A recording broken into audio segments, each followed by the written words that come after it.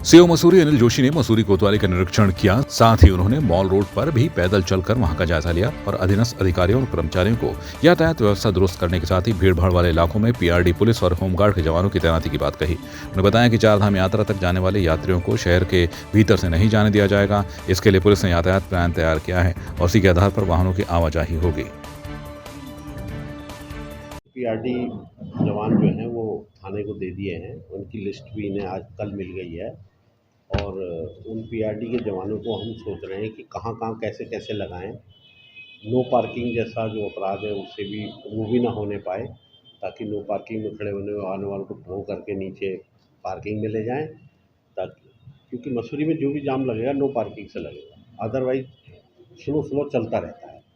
हमने साथ ही साथ ये भी कहा है एसएचओ साहब को कि भाई जो जिन होटलों में पार्किंग नहीं है वो नीचे जो ब्रेक पे पार्किंग है वहाँ लगवा दो उन गाड़ियों को, जब होटल में पार्किंग नहीं है। तो जिन होटलों में पार्किंग है वो अपना एक ऐसे समय पर उनको बुलवाएं जबकि पीक ना हो, जैसे शाम का समय पीक का होता है उस समय ना बुलवाएं वाहनों को, उस समय पर आवागमन न करें। एक तो माल रोड वैसे ही कच्ची है, टूट फूट है, काम भी चल रहा है, तो ऐसे में वाहनों का आवागमन ज़्यादा यहाँ नहीं हो पा रहा है।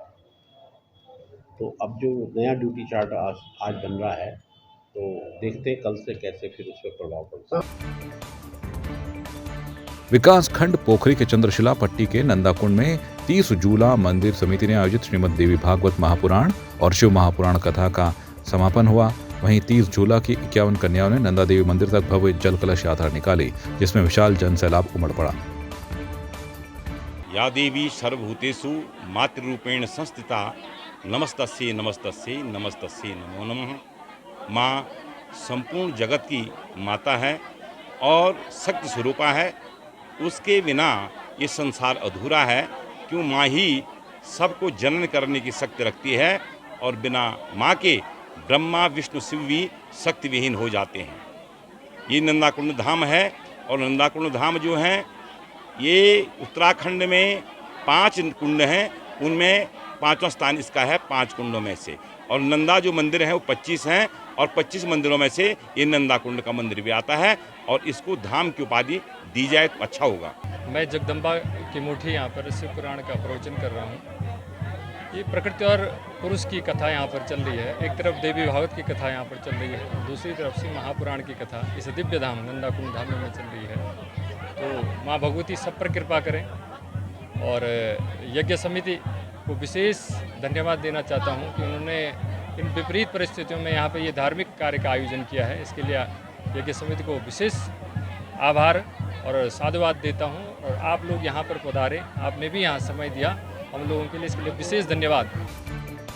जनपद टिहरी गढ़वाल के थाना देवप्रयाग क्षेत्र अंतर्गत 3 धारा के पास एक ट्रक और बोलेरो कार की जबरदस्त भिड़ंत हो गई।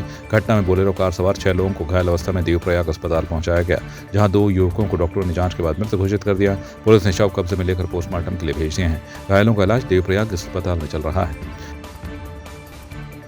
बागेश्वर पुलिस कांस्टेबल पुरुष और महिलाओं का मेडिकल परीक्षण शुरू हो गया है। एसपी हिमांशु वर्मा ने बताया कि लिखित परीक्षा के बाद बागेश्वर जिले के 66 महिला और पुरुष अभ्यर्थी सफल हुए हैं। इन अभ्यर्थियों का चिकित्सकीय परीक्षण सुबह से पुलिस लाइन में हो रहा है। दोनों दिन 33 सफल अभ्यर्थियों को चिकित्सकीय परीक्षण के लिए बुलाया गया है। हल्द्वानी में यूथ कांग्रेस के राष्ट्रीय महासचिव अभावव्या चौहान ने प्रेस वार्ता करते हुए कहा कि देश में लगातार खिलाड़ियों का अपमान हो रहा है और वो अपने मेडल को नदी में बहाने के लिए मजबूर हैं, मगर देश के प्रधानमंत्री खिलाड़ियों के साथ केवल फोटो खिंचवा रहे हैं। दोषियों के खिलाफ कोई कार्रवाई न की जाना सबसे बड़ा कलंक है। देश के अंदर महिलाएं असुरक्षित महसूस कर रही हैं। हर रोज देश और प्रदेश में किसी न किसी बीजेपी नेता का नाम सामने आ रहा है। जो कल तक हमारे देश का गौरव थे, जब वो मेडल जीत के हमारे देश का मान सम्मान, हमारे देश का झंडा विदेश में लहरा रहे थे, उस समय मोदी जी जाके उनके साथ फोटो खिंचा रहे थे। मोदी जी ने इतना भी नहीं सोचा कि एक बार जाके उनकी बात सुन ली जाए, वहां पर जाके उनकी बात को सुन लेते, जाके पहलवानों से मिल लेते एक बार जाके कि मतलब आखिर क्या इस बात में कितनी सच्चाई है, कितनी क्या घटना जो हुई है ये सच में हुई है। अगर ब्रिजभूषण जी ने अगर ये घटना को उसको अंजाम दिया तो उसको दोषी को करार देके उसे पदमुक्त करते और उसको सजा देते तो उनका ही मान बढ़ता, क्योंकि बेटी पढ़ाओ अभियान उन्हीं का था, तो उसमें एक बहुत बड़ा मान सम्मान होता। और हमारे देश के जो जितनी भी बेटियां थी, जो बेटी हैं, जो पहलवान हैं, जितने भी हैं, उनका भी मान सम्मान बढ़ता कि हमारे प्रधानमंत्री जी ने हमें तब भी पूछा था और आज भी प्रधानमंत्री जी हमारे साथ खड़े हैं।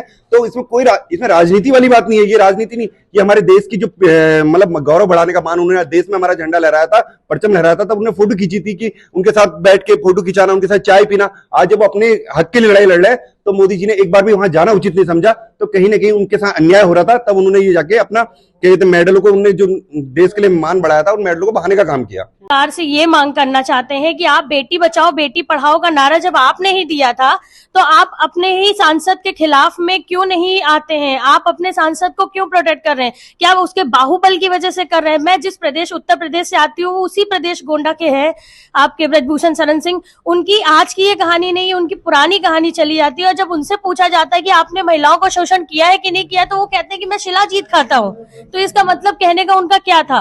और हम केंद्र सरकार से ये मांग करते हैं कि आप उनकी संसदीय तत्काल प्रभाव से बर्खास्त करिए, उनको सजा दिलाइए। और पहलवानों के समर्थन में अगर आपने बेटी बचाओ बेटी पढ़ाओ का नारा दिया, साक्षी मलिक को उसका ब्रांड एम्बेसडर बनाया, तो आप उसके समर्थन में भी खड़े होइए। प्रधानमंत्री जी से हमारा यही अनुरोध है। देहरादून के भंडारी बाग स्थित श्री गुरु राम राय महाविद्यालय के छात्र संघ पदाधिकारियों ने अपना छात्र संघ समारोह मनाया, जिसमें बतौर मुख्य अतिथि उपस्थित उत्तराखंड विधानसभा अध्यक्ष ऋतु खंडूड़ी भूषण ने विधिवत दीप प्रज्वलित कर समारोह का शुभारंभ किया। इस दौरान छात्र संघ पदाधिकारियों और महाविद्यालय प्रशासन ने विधानसभा अध्यक्ष का जोरदार स्वागत किया और स्मृति चिन्ह भेंट कर उनको सम्मानित किया। यमुना कॉलोनी स्थित शासकीय आवास पर महिला सशक्तिकरण एवं बाल विकास मंत्री रेखा आर्या ने विभागीय अधिकारियों के साथ बाल विकास विभाग की बैठक ली। बैठक में महिला सशक्तिकरण विभाग के अभी तक के कार्यों की प्रगति रिपोर्ट के साथ ही आगामी योजनाओं के बारे में मंत्री रेखा आर्या ने जानकारी ली। बैठक में आंगनबाड़ी बहनों के मानदेय, मिनी आंगनबाड़ी केंद्रों को पूर्ण करने, भवन किराया, मोबाइल रिचार्ज, समिति में टेक होम राशन योजना की राशि सहित विभिन्न विषयों के संबंध में भी चर्चा की गई।